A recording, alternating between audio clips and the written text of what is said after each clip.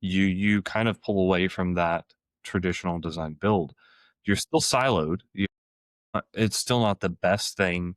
I think it is great in a lot of settings, but you still have, it feels like, some of the broken pieces from design bid build, and you still encapsulate. Now, I will say there's more collaboration from people from the industry are going to know what we're talking about. That it's better than design bid build, but Hmm. there's still other methodologies that are better. And so I was happy. I mean, I think Oklahoma, we've seen CMAR for roughly about 15 years. Right. You mainstream, primarily in schools, and it has done well. Hmm. And it's I believe that it is significantly more advantageous for the contractor in most cases, just from the level of involvement with design development, like some of these other alternative delivery methods. Right. You know, is CMAR the catch all, the save all? No, probably not. But is it better than staying on something that we know is going to result in a 28% cost overrun or a 32% schedule overrun, or something that is destroying businesses because of cost escalation during the job, or Yeah. someone's not able to final out their loan, transitioning from a construction loan into a mortgage. um there's a lot of, I mean, how many new businesses have started a project for their new business? We're going to go out and build this thing, and they get into it, and then all of a sudden, they're 150% upside down on their original budget, and now the bank won't finance the permanent loan. There That business is there dead. are no, there are so many stories out there for that, and I think the challenge, I think that's why you see, so CMAR came along, and then I think let's just address this, because I think I get asked this multiple times by clients and people outside the industry a lot.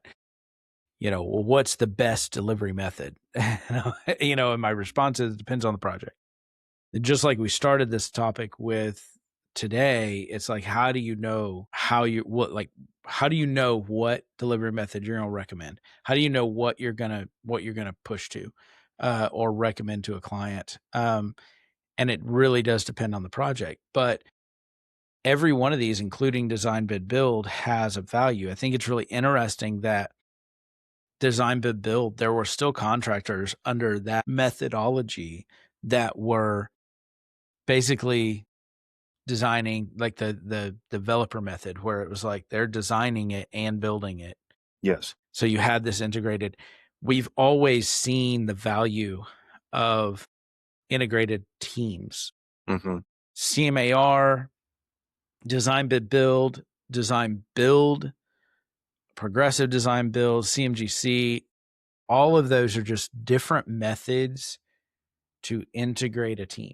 Because at some point, the team is where you win or lose, in the sense of, like, how that team can work through that project, how efficiently they can do it, how quickly they can do it, and at what quality level they can do it, can be success or failure on the project, period. Absolutely. And how invested that team is in the project. So, I mean, we have, like, something we haven't dug into yet is one of these delivery methods incentivizing trust or incentivizing team more than others.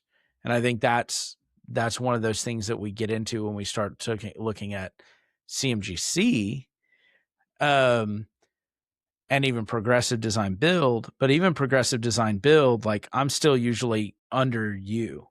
But like CMGC, which, if anybody out there doesn't know that, I mean, construction manager, general contractor, it's a you are still building these silos in a sense, but you're building them in such a way where they are forced integrated. Yes. There's forced communication and process there.